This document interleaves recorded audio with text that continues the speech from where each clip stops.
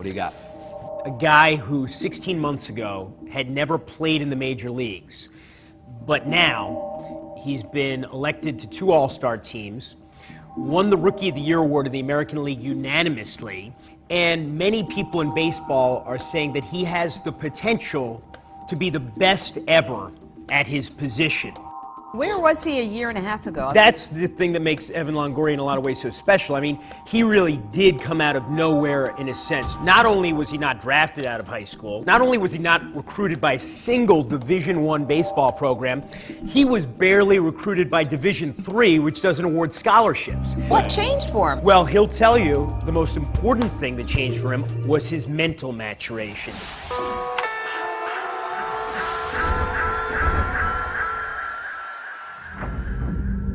Walk slow to the plate. Remember your breathing. Fastball, there's a drive. Deep down the left field line. Stick with the approach. Keep the routine going. Takes that one to left field. That is deep. Way back. Get into the game. Don't worry about the result. Deep to left field. How far is this one gonna go? Evan Longoria with a monster blast. What goes on in the mind of Tampa Bay Rays third baseman Evan Longoria has helped him emerge as one of the game's highest-profile young stars. The focus, the sense of calm, the faith in process, they're all essential components of his makeup. Let's go to work, come on. Everybody says the same thing to me. They watch him go up to the plate, holds the bat like he's sleeping until he explodes at the ball. Evan Longoria drives the first pitch into right center field and deep. Thompson is back for the wall. Atop the right tank, a home run. At the age of 23, Longoria is already a 2-time All-Star. His highly developed mental approach to the game, not to mention his willingness to discuss it, distinguishes him from his peers. It also gives him an edge. To us, it looks like it just happens naturally, but there is a method. His ability to be in the present moment makes him one of the best. When the pitch is being thrown, he's already forgotten about last at bat, and all that exists is this particular pitch, and this particular pitch is coming to me right now. I see a lot of guys who have a lot of physical ability but don't have enough up top to, be able to control certain situations, or, some guys don't really buy into the whole mental training side of baseball, I guess. But for me, I've been doing it for so long that it's something that I trust. Longoria has been doing it for 5 years. Before then, there was no reason to believe he'd develop into a major leaguer. In 2003, when he graduated from high school, 1,480 players were selected in the baseball draft. He wasn't one of them, nor was he recruited to play Division I college baseball. Did you deserve to be overlooked when you were coming out of high school? Definitely. Yeah, I wasn't good. I mean, I knew the game. I enjoyed playing the game.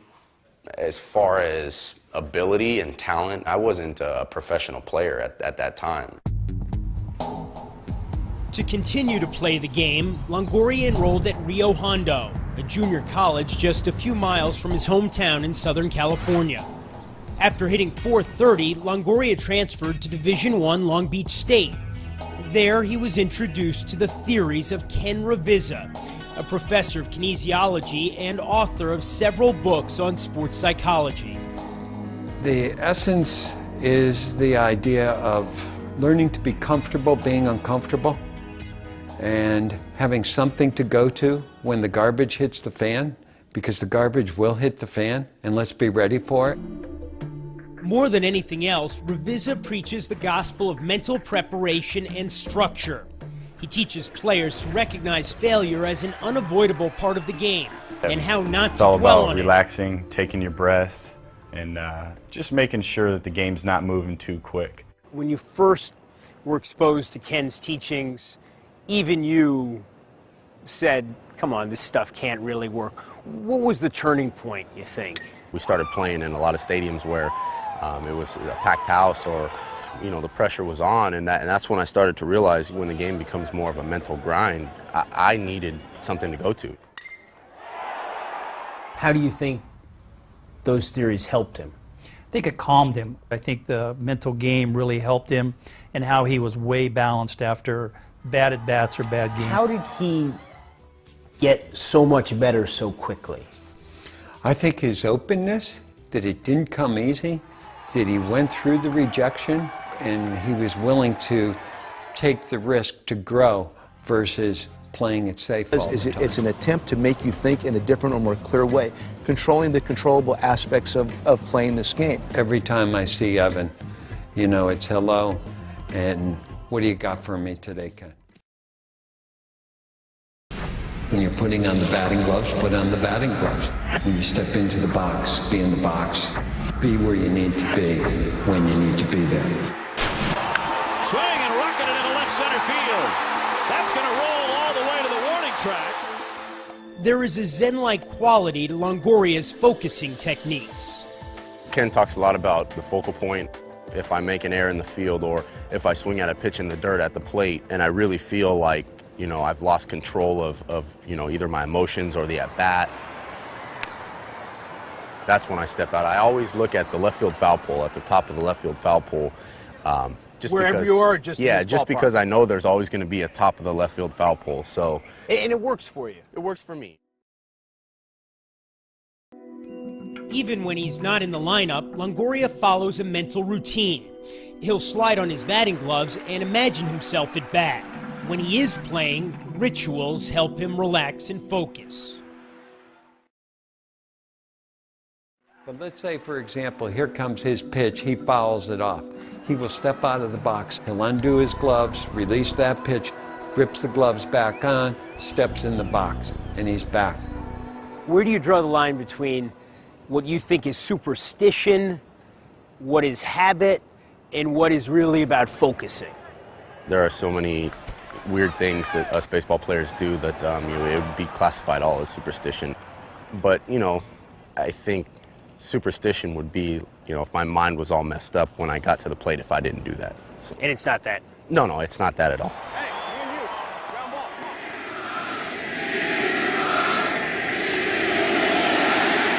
In the 2008 World Series, the chant "Eva, Eva" floated through the air in Philadelphia.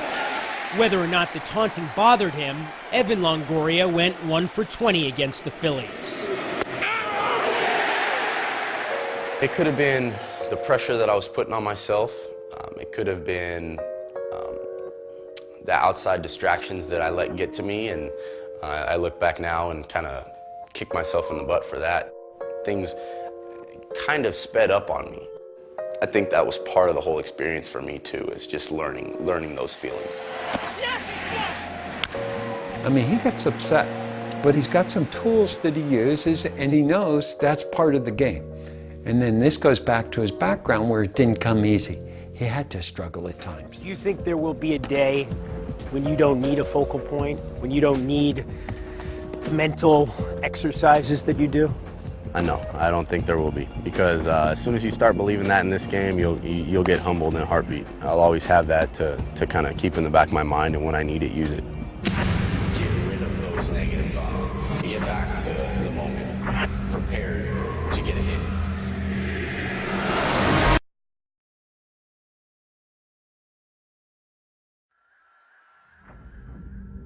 Walk slow to the plate. Remember your breathing. There's a drive, deep down the left field line. Stick with the approach. Keep the routine going. Takes that one to left field. That is deep, way back. Get into the game. Don't worry about the result. Deep to left field. How far is this one gonna go?